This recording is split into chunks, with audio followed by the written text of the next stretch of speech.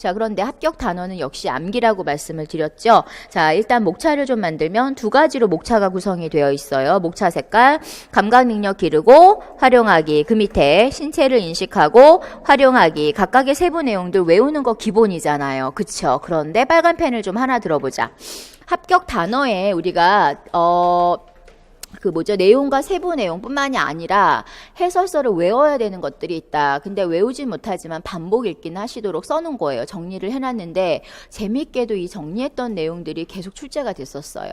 해당되는 저서를 만든 때부터. 그래서 이번에도 또 다시 한번 선생님들이 정리해서 읽도록 안내를 할게요. 자, 봅시다. 어느 부분이냐면요. 자, 감각, 어디지? 세 번째 줄에 감각장애 찾으셨죠? 네, 자, 그 부분 빨간색 하이라이트 쭉 하세요. 읊으세요. 감각장애 유아를 위한 자료 수정과 대체 감각자료 제공에 빨간색 하이라이트 해놓으십시오. 자, 그 다음에 일반색 꺼내세요. 자, 읽으세요. 외울 순 없으니까. 자, 읊으세요. 비의도적인 자연스러운 일상생활에서 감각 활용 기회를 제공한다. 어려운 말 없지요. 네, 천천히 정독하면서 읽으시면 되죠. 자, 그 다음 다양한 감각의 차이 경험 제공 시 지나친 자극이 되지 않도록 주의하자. 지나치게 자극 중심적으로 제공하면 안 된다. 이 얘기인데 방금 빨간 펜한 부분이 우리 시험에 나왔던 거고 해당되는 주변 내용도 읽어 놓으십시오. 그래서 합격 단어에 넣어놨지만 반복 읽기를 공부하세요. 외울 수 없으니까요. 자, 그 다음 그 밑에 자, 이제 빨간색으로 하이라이트 할 부분이 바로 두 번째 줄 뒤에 있죠. 자, 신체 각 부분을 움직일 수 있는 구체적인 상황 계획 제시. 손 떼시고 그 다음 유아가 빨간색이에요. 계속 유아가 자신의 신체를 긍정적으로 인식하도록 성공적인 경험을 제공하기. 이거 시험 정답이었어요, 쌤들. 이 부분이 해설서 내용인데 자, 손 떼고 신체를 자유롭게 움직일 수 있도록 가능한 넓은 공간에서 활동하기. 마지막으로 다양한 신체 활동을 할 때 안전 주의하기. 과거의 대근육 활동 지도 방법이거든요. 근데 과거에 언제 우리 제6차 유치원 교육과정까지 2007까지죠. 2011을 제외한 이후부터 말고 그 이전에 대근육 활동 지도 방법이 따로 이제 명시가 되어 있었는데 그 내용이 주로 출제가 되고 있고요. 지금도 여전히 최근에 몇 년 전에도 그 내용에 입각해서 출제를 했는데 바로 이 내용이에요. 그래서 이 내용은 빨간색으로 해드렸잖아요. 그러니까 반드시 반복 읽기를 하세요. 외울 수는 없다니까요. 네, 안 외워도 돼요. 외우게 지문이 나오진 않아요. 자, 그 다음 이제 들어가서 신체 인식하기 관련 해설서와 지침서 합격 내용을 좀 봅니다. 자, 일단은 지금 많이 애매한데요. 형광펜 두 가지 색으로요. 공통점과 차이점을 하이라이트 할 거예요. 세부 내용의 공통점과 차이점. 그리고 별표로 빨간색을 사용하고 싶지만 그냥 볼펜으로 별표해 놓으세요. 외워야 될 내용과 세부 내용은 별을 할게요. 안 헷갈리도록. 그래서 빨간색 별은 암기. 못 외울 사람들은 써놓으면 돼요. 빨간색 별은 암기. 얘가 빨간색이에요. 자, 야, 하얀색 별 해놨어요, 지금. 야, 전 진짜 천재인데요. 야, 하얀 걸 해놓고 빨갛게 하고 자꾸 우겨요. 자, 빨간색 별은 단답으로 쓸 수 있게 암기하셔야 돼요. 단답 암기. 자, 그 다음에 형광펜을요. 자, 두 가지로 구분을 하는데 좀 진한 색, 약간 진한 색으로 약간 흐린 노란색은 이렇게, 그 다음에 좀 진한 색, 파란색이든 뭐든 얘보다 진한 색. 얘보다 진한 색 이렇게. 자, 그래서 이런 구분을 좀 해놓을게요. 그냥 노란색은 공통 색깔. 자, 3세, 4세, 5세에 공통적으로 들어가 있는 교육 내용.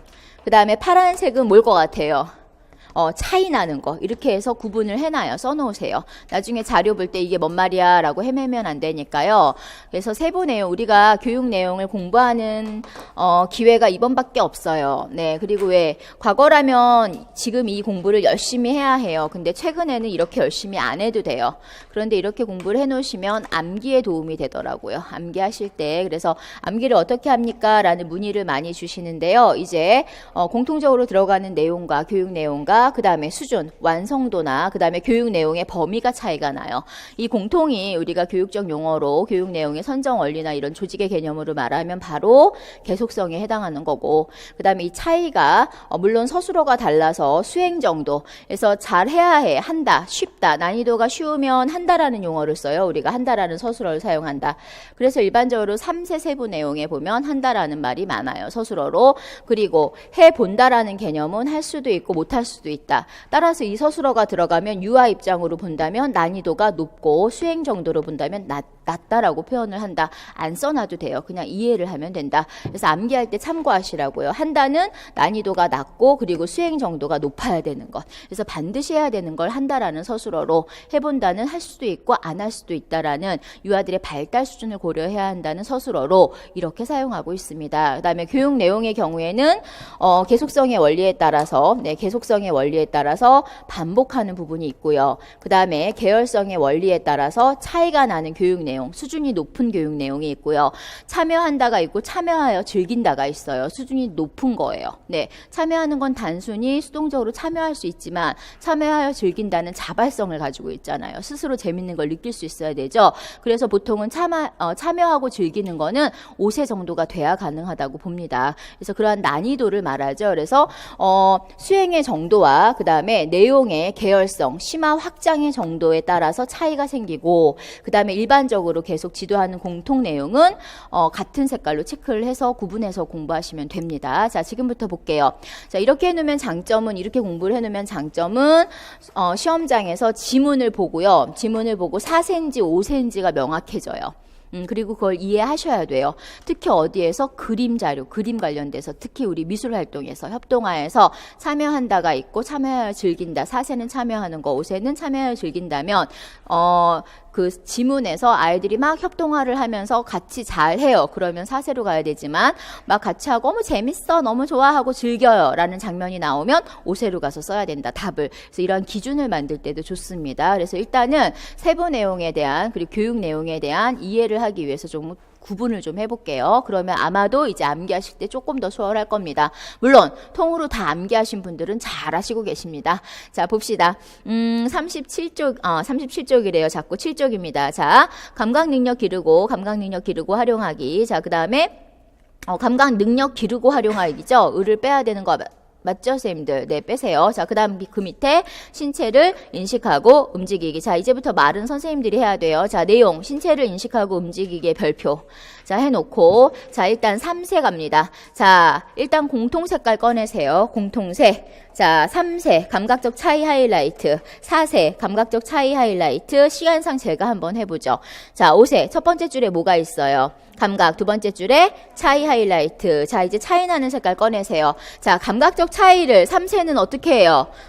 그렇죠. 경험하게 하고, 4세는 구분하게 하고, 5세가 되면 대상이나 사물의 특성을 추가해놨어요. 그죠? 내용이 심화 확장돼 버렸죠? 자, 그 다음에 뒤로 가서 구분이라는데 하이라이트 해놓으세요. 자, 경험하는 게 어려워요? 구분하는 게 어려워요?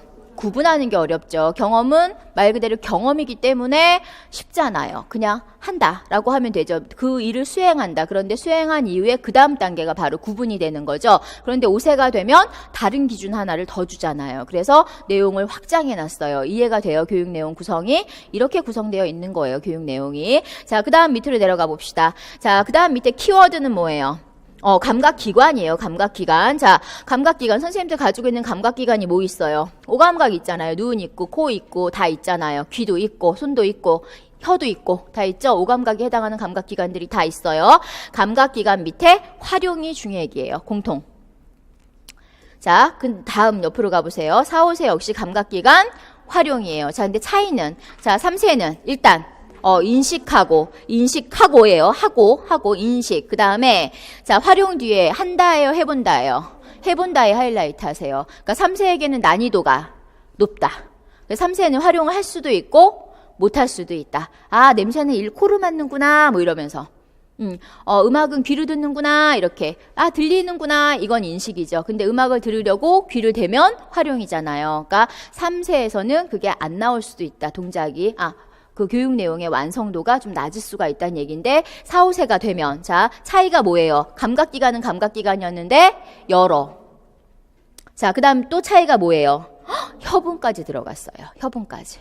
됐습니까? 네, 그 차이를 느끼면서 암기를 하세요. 느끼면서. 네.